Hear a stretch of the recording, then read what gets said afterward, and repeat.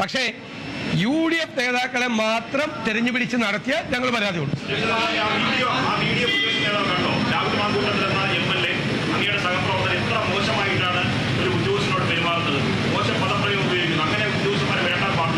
നിങ്ങൾ അവിടെ ചെയ്തത് എന്താണ്?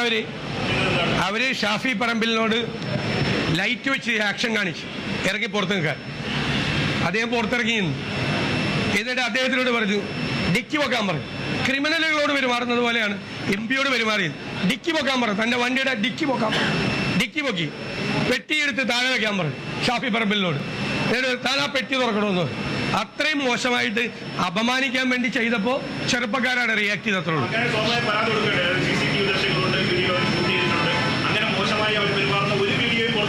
അല്ലല്ല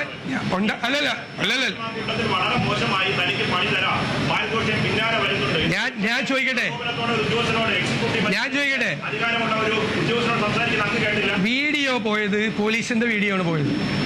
പോലീസിന്റെ വീഡിയോ അല്ലാത്ത വീഡിയോ അല്ല പോയത്. അപ്പോൾ നിങ്ങൾക്ക് അവിടെ ഉണ്ടായ സംഭവത്തിന്റെ ഒരു ഭാഗം മാത്രമേ അറിയുള്ളൂ.